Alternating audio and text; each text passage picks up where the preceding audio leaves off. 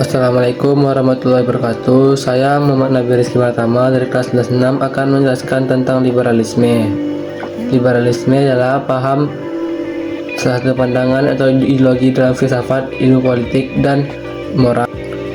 Materi pertama, definisi liberalisme. Liberalisme dan kata-kata yang sejenis lainnya seperti liberal, liberty, libertian, dan libertine semuanya mempunyai akar sejarah ke bahasa Latin yang sama, yaitu liber, yang berarti bebas. Memang liberalisme dalam sebuah paham ideologi atau pandangan yang menghendaki adanya kebebasan dalam KBBI.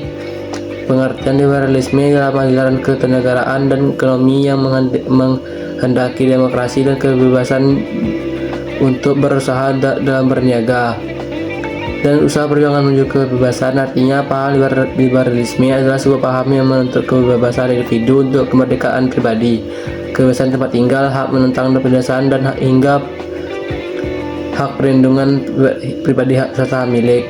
Artinya, paham ini memang akan berkembang baik dalam sistem demokrasi, meski juga kebebasan yang dimaksud di sini merupakan kebebasan yang dipertanggungjawabkan, bukan semata-mata kebebasan yang terbatas. Materi kedua, filsuf John Locke sering dianggap sebagai pendiri liberalisme, sebuah tradisi yang didasarkan kontrak sosial dengan alasan bahwa setiap orang memiliki hak alami untuk hidup atas kebebasan dan properti, dan pemerintah tidak boleh melanggar hak ini. Jika tradisi liberal Inggris menekan perluasan liberalisme Prancis menekankan penolakan otoritarianisme dan terkait dengan pembangunan bangsa. Materi ketiga, sejarah paham liberalisme. Liberalisme, fenomena modern yang bermula pada abad ke-17, adalah reaksi terhadap penindasan oleh bangsawan dan agamawan selama feudalisme berkembang pesat pada abad ke-18. Memperkuat paham liberalisme memicu tuntunan kemerdekaan dan kebebasan kesenjangan sosial yang mencolok. Dukungan meluas di Eropa, termasuk dengan keluarnya Piagam Magna Carta oleh Raja John di Inggris pada abad ke-18. Secara keseluruhan, liberalisme lahir dari kelelahan masyarakat terhadap kekuasaan absolut, membawa perubahan menuju kebebasan individu dalam berbagai aspek kehidupan.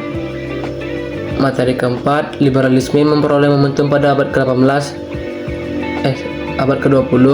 Benteng autokrasi Tsar Rusia digulingkan pada fase pertama revolusi Rusia. Kemenangan sekutu dalam Perang Dunia Pertama dan runtuhnya 4 kerajaan tampaknya memandai dengan kemenangan liberalisme di seluruh benua Eropa. Tidak hanya di antara negara-negara sekutu yang menang, tapi juga di Jerman dan negara-negara Eropa Timur yang baru terbentuk.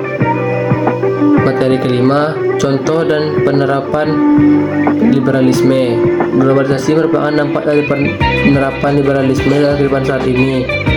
Dalam globalisasi ada pasar bebas, liberasi individu, dan berupaya mengurangi peran pemerintah dalam sektor ekonomi. Di Indonesia contohnya, liberalisme memang tak diterapkan dalam politik, tetapi diterapkan dalam bidang ekonomi.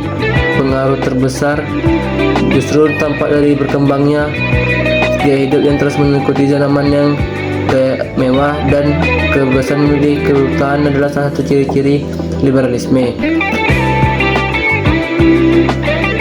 Materi keenam, ciri-ciri liberalisme. Ada beberapa ciri-ciri paham liberalisme yang bisa ditemukan dalam kehidupan. Beberapa di antaranya: setiap manusia punya kesempatan yang sama, semua orang berhak mendapat perlakuan yang sama, hukum diterapkan ke semua orang, pemerintah ditentukan dengan persetujuan masyarakat, negara hanya alat untuk mencari tujuan. Selain itu, ada beberapa ciri-ciri yang muncul dalam berbagai bidang dalam paham liberalisme. Di bidang politik muncul demokrasi, di bidang sosial ada kebebasan pendapat, kesempatan yang sama untuk semua orang yang dalam usaha reformasi sosial, hingga perasaan egaliter.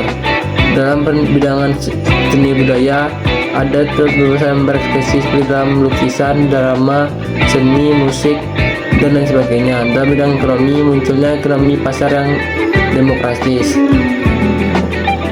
Kesimpulan dari liberalisme adalah liberalisme merupakan paham besar. Liberalisme merupakan hak dan kebebasan manusia. Pendiri paham liberalisme adalah John Locke. Terima kasih.